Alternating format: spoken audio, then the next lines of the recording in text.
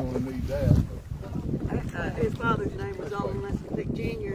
And so when he was a little kid, he goes, I'm Only Lester Dick III. E-R-D, the third. That's my oldest. He's the third. He is. And so we call him Trey. See? Did you not call your son Trey? No. He wouldn't allow it. Oh, really? No. He called him Bubba. Bubba. Actually, Bubba evolved. Yes, but it wound up Realized the ear Bubba. was closed. Trey would have been better. But I like this. But when we got here and looked at it, we understood why. Pretty rough, isn't it? I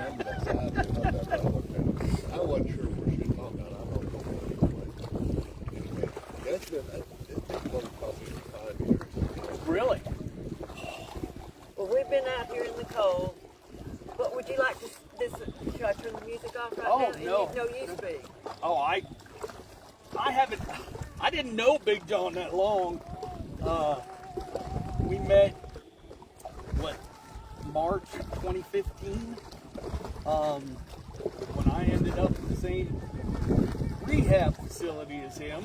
I was in there for PTSD and he was in there for drugs and alcohol and everything Other else. things. I'll tell you what, he was the nicest guy in there. He absolutely was. I remember the first thing he said to me too, because we were sitting around the little lobby area, and we were talking about singing. And he come over and asked me. He said, "Hey kid," he said, "can you sing tenor?"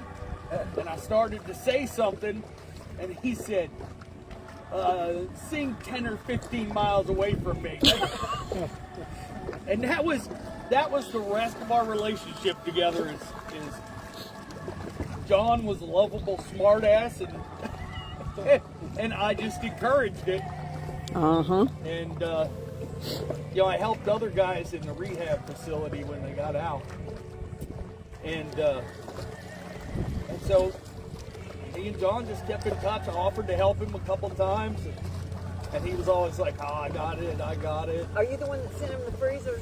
Yeah, Always helping him out. He sent him a deep freeze. yeah." Sent him that, and when he moved off to Alabama, I was like, "Okay, well, you're not gonna be far." Hell, he never made it up, and we never made it down. But once after he was in the rehab facility, and it sucks that we didn't get together more often. But you kept in touch. They would call each other, talk for hours. He said up until the night. Yeah, we talked. Oh, they would talk. He would go on road trips, and they would talk for hours. And Big John would be like, "Oh, 2 exits up, you can find so-and-so." He knew those roads. I drove up to, it wasn't too long ago, I drove up to the Bronx from the Nashville area. And he's like, "Well, call me when you hit the road. I normally stay up at night anyway." And we talked for like 6.5 hours straight on the road. And it was great because, we sat and talked a lot on the phone, but this is the first time that the conversation turned to, "Hey, tell me a little bit about yourself," That was when I found out, him being married to other women. Children? This is when I found out about him being married to other women. I had no idea. I didn't know Big John had ever been married before Becky. And then it was, and all this stuff come up. And he was telling me about his marriages and him selling pies in Nashville and just. Oh, like he did Ray Hubble's pies. He'd get them from down here. Yeah. And it was just crazy. And what's bad is I can still, the thing that I hate is he left me so many voicemails, because he would get my voicemail and constantly complain about what it said. He hated my voicemail message, and so he'd leave me voicemails, and I'd listen to them, I'd delete them, and I'd call them back, and I look back and think, why did I delete all those voicemails? Because I can still hear his voice in my head, answering the phone or saying hello, and I think, God, I wish I had listened. But you know, like we had said, you know, talked to him a couple days before he passed, and he sounded great. He Well, sounded great. not great because he couldn't breathe. Well, yeah, but It was labored. It was labored. yeah, but I had definitely heard it worse, Yeah. and it was so unexpected. Well, tell them about when you went to the nursing home and how those little nurses Oh God, yes. they were crying. When I went down to pick up his stuff in Florida, the one nurse wouldn't even go into his room with me because she said she'd start crying. And everybody come out and talk to me about it. Everybody loved him. His roommate, one of the people I had texted to let her know we were going to be here, was his roommate's daughter. Because apparently his roommate and him got along swimmingly, and his roommate's daughter said that he was the only one that could deal with her dad. They were from Sand Mountain. Oh, really? Yeah, it was Albertville area. Oh, okay. Or I think it was over toward Douglas. Anyway, stomping grounds. But yeah, her and Big John hit it off, and they loved to sit and talk. But everybody there that I talked to just absolutely loved him. Then I went to the hospital where he passed and picked up some of his stuff there. And even those ladies, he was only there a week, and they were like, we were so sad. Not a week. Yeah, what was 5 it? days. Was it 4 or 5 days? On the 5th morning. Yeah. And it was, I mean, even they were upset. They were like, he was such a nice guy. He always had, always had a positive word and a joke and a smile when you'd walk in his room.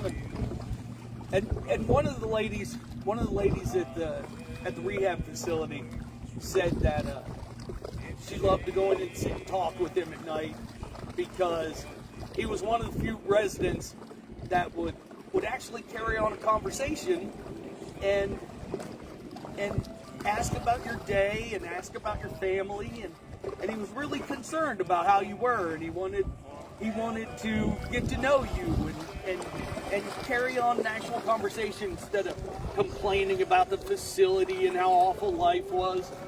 And they said, and it's true, he was everybody just loved him. He just had this, as much as his life was screwed up, he just had this big heart, and when you got near him, you could just tell. Life did not treat him as well as it should have. He was too good a person to suffer as much as he did. Well, anybody, he suffered a lot. Yeah. Well, shall we see how the flowers? I don't think they're going to go off.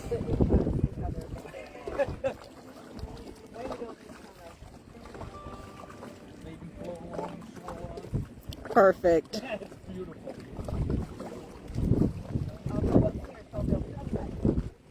How about that? Oh. Yeah. And you can be.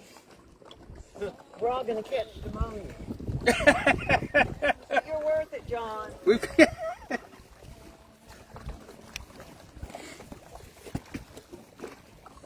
Priority Mail Express. I like to think his last trip was in style. Probably in a big truck.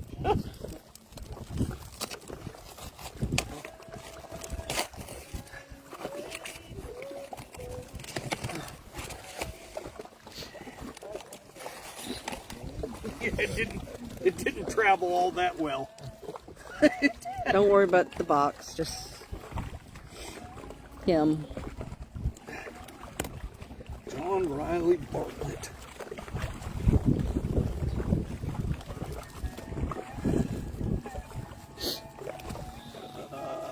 They've got it. We're losing the flowers. Huh? We're losing the flowers. I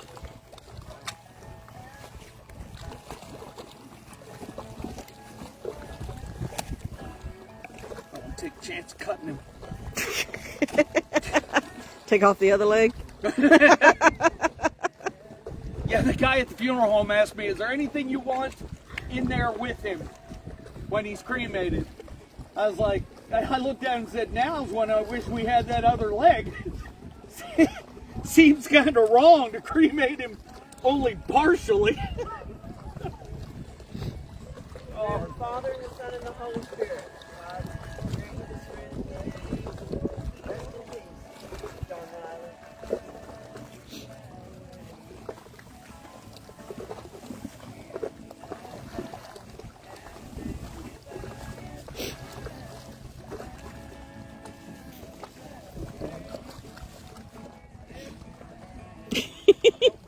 Now John just touched your butt. It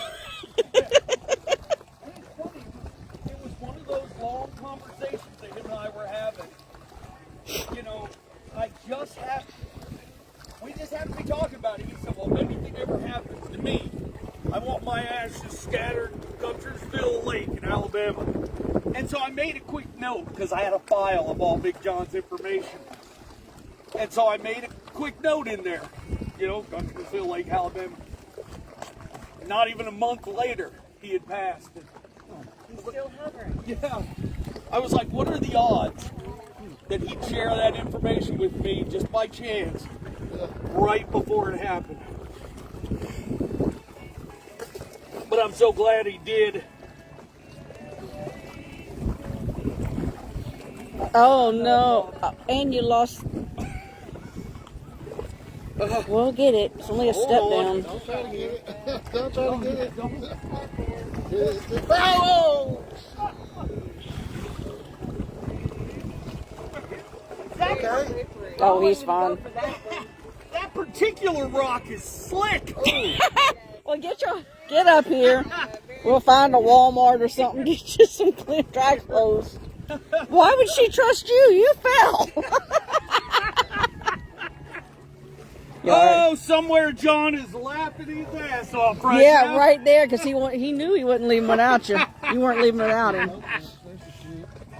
Oh. Yeah, that green is Whenever it's very, very slippery. underwater, boy, it is. Yep. Oh, And you know what's funny is you can see the algae and stuff right there. You'd can't see think it. I'd have realized that rock's going to be slick too. You probably send the certificate. Well, it's a remembrance we'll always have. There you go. You've just been oh. hold on to that. I think I've got some shorts in the truck, clean shorts. Oh no, I'll be good. That's gonna be cold. Oh no, we'll climb in and kick the heater on. I was probably going to take my pants off on the drive anyway. I like to be comfortable. Like I said, we'll find some kind of general store or Walmart or something. Go And to the big green egg is right over here, broken egg right over here. Okay. And I'll come back and check on things, okay? All right. Do you have that wallet? no, you do. No, I don't. Not in your back pocket? No. Oh, it's in here. All right. Bye, Big John. Love you.